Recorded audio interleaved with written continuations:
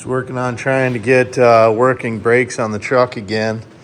So the original, I'll say the last set of axle bearings that were in here, the axle bearings were shot, brakes are full of mud, shoe friction material ripped right off the metal part of the shoes. So there's a parts forerunner out back. We robbed the axle shafts and brakes and everything out of that one. Not to mention, we had lost brakes on Stomper on our first test drive coming home. The rubber hose was right near the exhaust on the other side, and I hadn't paid attention to it, and it split the rubber hose, melted it, whatever. So doing a little revamp, running a new line down the driver's side of the truck since the exhaust is now down the passenger side, and trying to get brakes on this thing, trying to get it ready for Tennessee. So once we get the brakes up and working on the back, we'll jack up the front. We got to give it a little shakedown and hopefully get out, throw some test miles at this thing this weekend before we load on a trailer and head off to Windrock. So yeah, that's what's happening today. Just trying to come up with a little more exhaust for the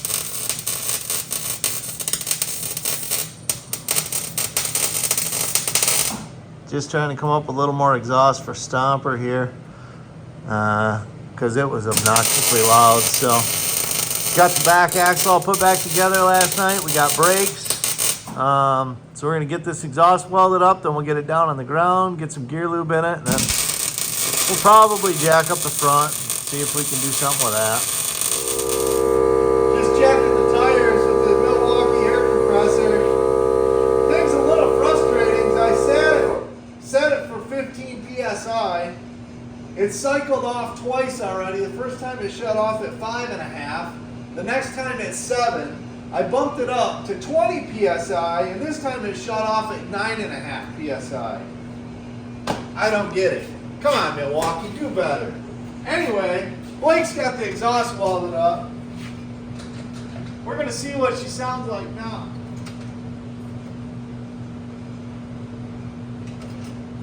Oh, we gotta hook up the battery. Whoops. We have the battery disconnected for welding. Smart move on our part. Dumb move for videoing. Yeah. Trying to be safe around here. See what happens. Uh-oh.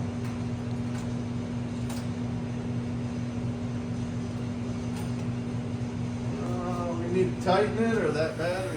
All right, well, we had the battery charger on it for a while we changed the transmission fluid, zip tied some stuff up underneath, and yeah, hopefully it's ready to go. I'm gonna try and hit the key again, see if we can get you guys a cold start with the fresh exhaust.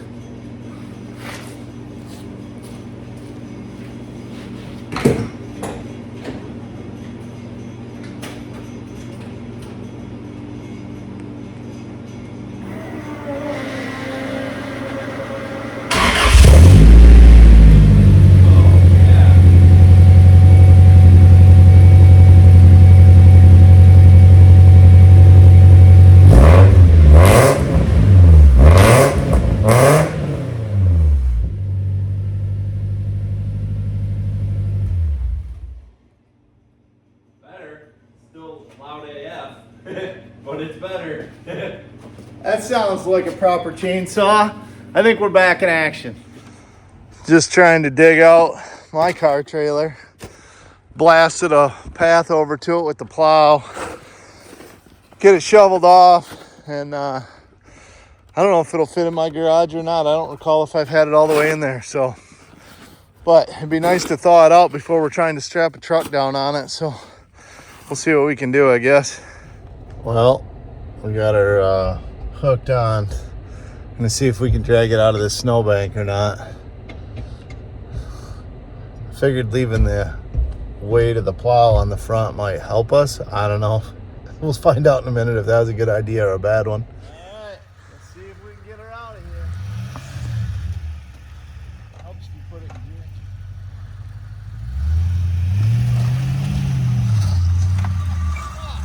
gear. Nice.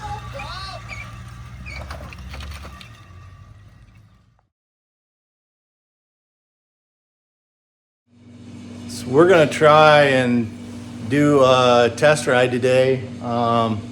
It's Sunday before we're leaving for Tennessee to go four-wheeling.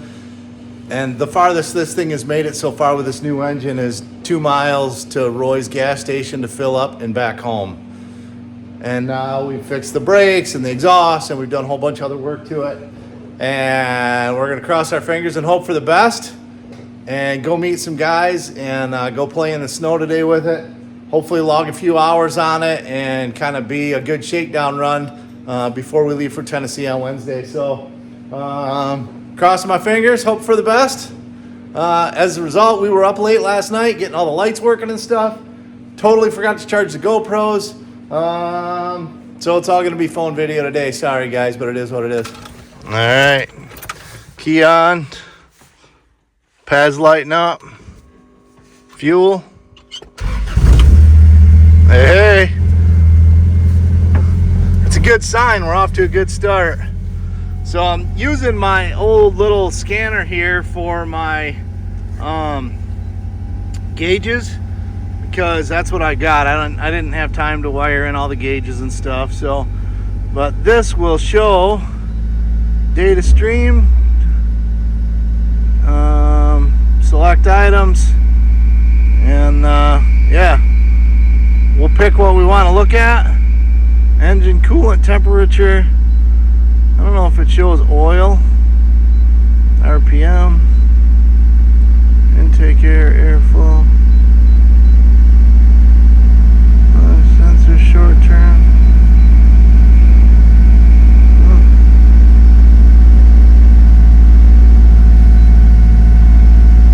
Okay, coolant temps and RPM, I guess that's what we're watching today.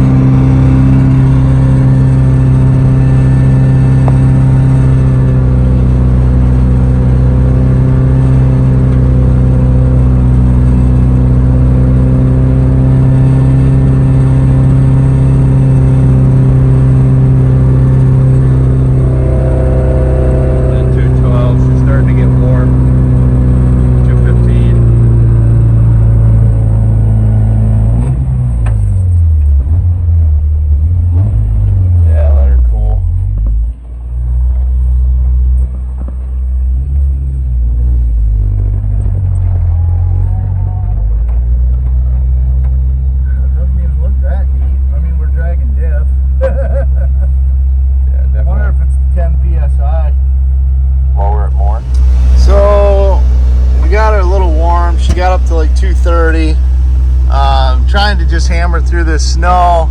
I got the tires at 10 psi, which is a lot more than I usually used to run on this in the snow, so I think we're going to try and drop them down a little bit. However, I don't think I brought a gauge. Ooh, make sure that fan is actually running, because the temperature is still going up sitting here up to 235.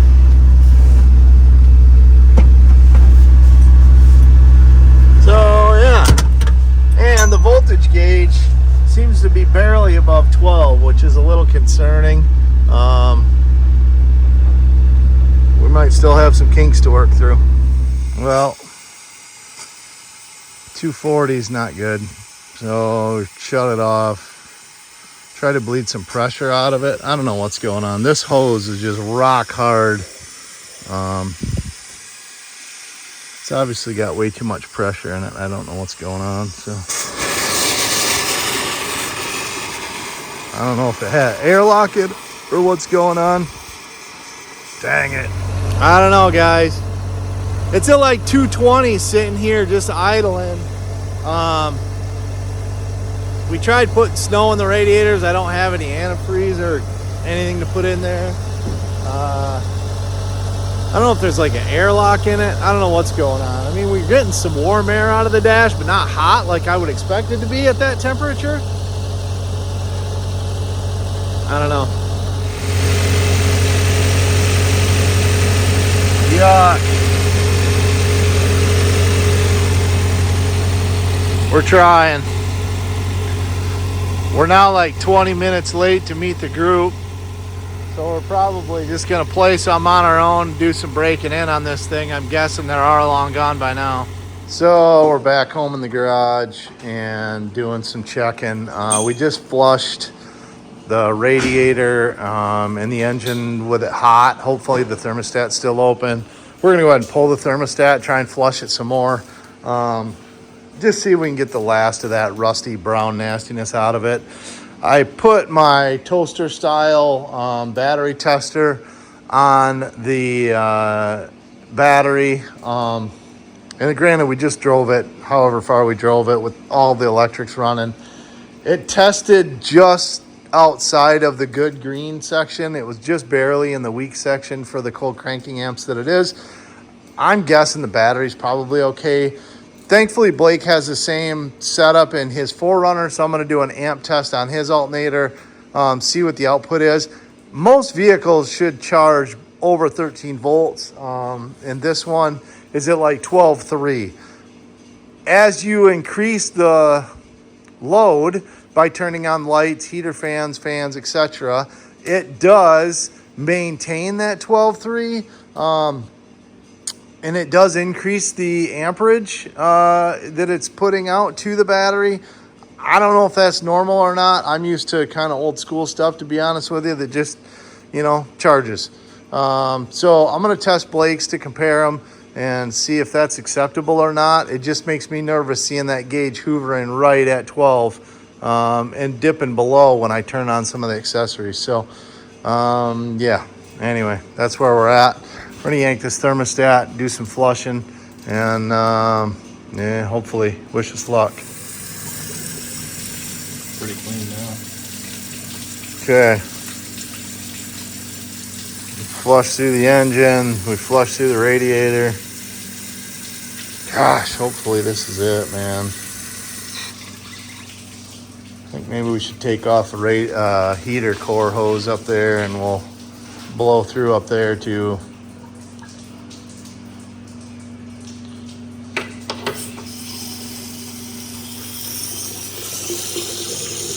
Yeah, that's crystal clear. I think the heater core hose is the last one. All right, so we confirmed with Blake's 4Runner running, his battery is seeing 14 volts and it's charging at a minimum of 40 amps.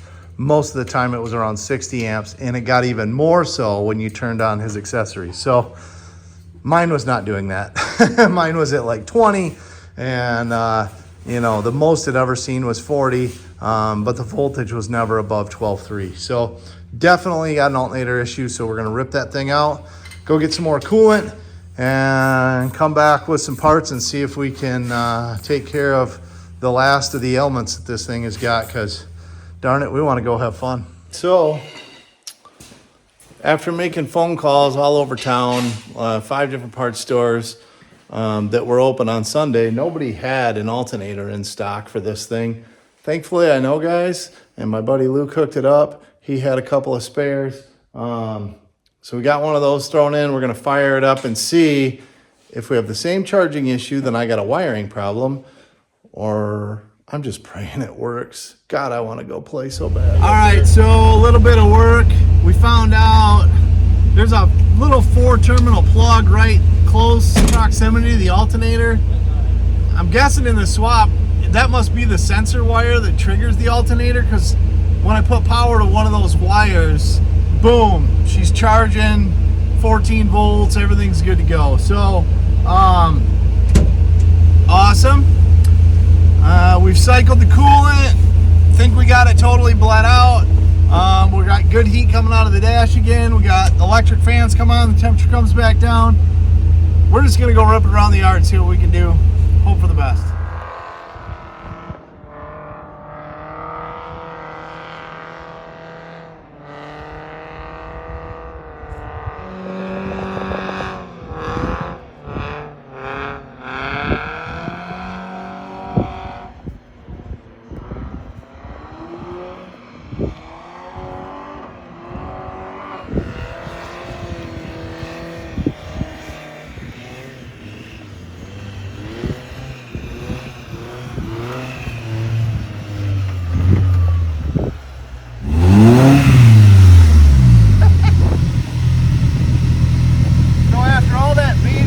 just now coming up to 224, but that was well over 5,000 RPMs for a very long period of time.